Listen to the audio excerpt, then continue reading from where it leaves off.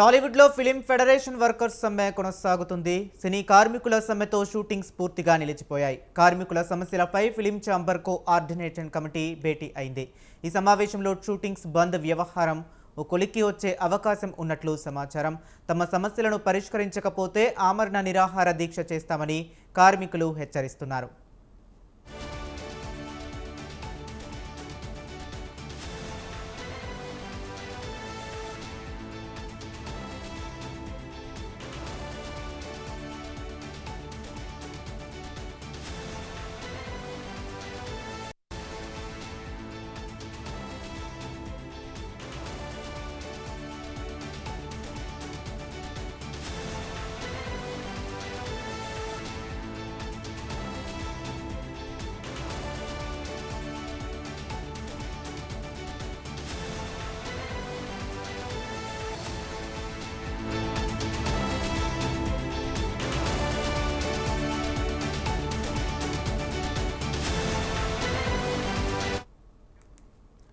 టాలీవుడ్లో film federation workers సమ్మె కొనసాగుతుంది.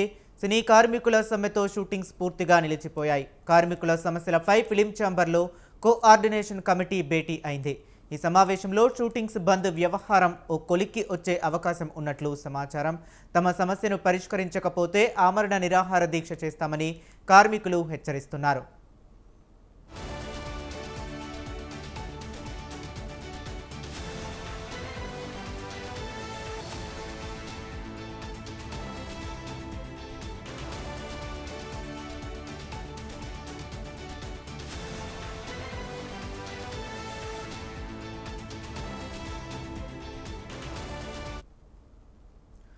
ఇదే అంశం గురించి మరింత సమాచారాన్ని మా film reporter Gopi phone line లో అందిస్తారు. గోపి, చెప్పండి.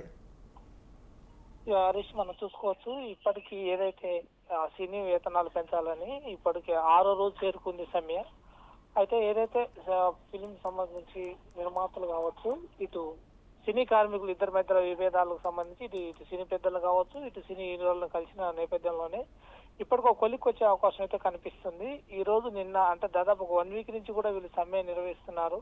నిన్న ఏదైతే ఫిలిం ఛాంబర్ నుంచి కూడా వాళ్ళు ఒక నిర్ణయం తీసుకున్నారు, ఎట్టి పరిస్థితుల్లో షూటింగ్లు జరపొద్దు, ఏదైతే 24 కాప్స్ లో ఎవరైతే ఉన్నారో వాళ్ళు కూడా ఖచ్చితంగా ఈ సమ్మెలో పాల్గొనాలని కూడా వాళ్ళు ఒక లేఖ విడుదల చేయడం కూడా జరిగింది. ఆ నేపథ్యంలోనే ఈ రోజు అందరూ షూటింగ్ అంతా బంద్ చేసి ఈ రోజు లేఖ విడుదల చేయడంతో వాళ్ళందరూ మద్దతు పలికినట్టు కూడా తెలుస్తుంది.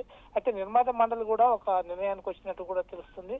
ఏదైతే ఈ రోజు పండుగ అయినప్పుడు కూడా వాళ్ళు నిర్మాత మండలి ఒక నిర్ణయానికి వచ్చే అవకాశం ఉంది. గిల్డ్ నిర్మాతలు ఉన్నారు కాబట్టి ఒక 6గురు కాబట్టి వాళ్ళకి సంబంధించి వివరాలు కూడా సేకరిస్తున్నారు. వీళ్ళకి సంబంధించి 30% వేతనాలు పెంచాలా లేకపోతే 20% పెంచాలనే దానిపైన కూడా కొన్ని నిర్ణయాలు తీసుకునే అవకాశం అయితే కనపడుతుంది.